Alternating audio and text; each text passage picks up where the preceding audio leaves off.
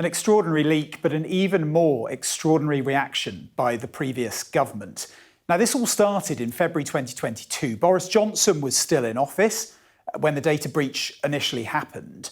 But we're told it took 18 months for the Ministry of Defence to be made aware after some of the data appeared online and journalists started asking questions.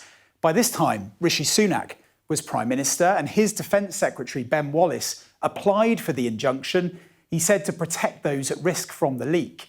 He then stood down from that post and he was replaced as Defence Secretary by Grant Shapps. And also in September, a High Court judge gave the government more than it has actually asked for by granting a super injunction. Now, that banned anyone from reporting that the court order even existed.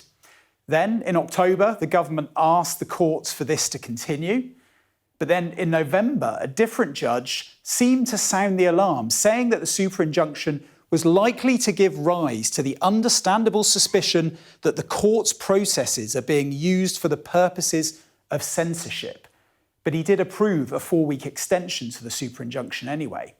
Now, the following months, ministers met to arrange a new secret resettlement route for people who were put at risk by the data breach. The super injunction was also extended again for another 2 months at this point. That continued again in February 2024 until the 21st of May, when the same judge ordered it to be lifted, saying it is fundamentally objectionable for decisions that affect the lives and safety of thousands of human beings and involve the commitment of billions of pounds of public money to be taken in circumstances where they're completely insulated from public debate.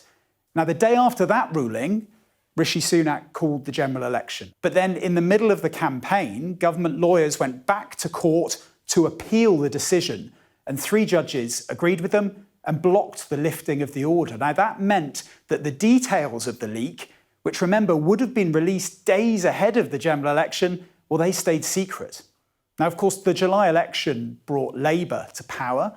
And then in February this year, the new Defence Secretary, John Healey, under Keir Starmer, was warned about the multi-billion-pound costs of the Afghan resettlement schemes.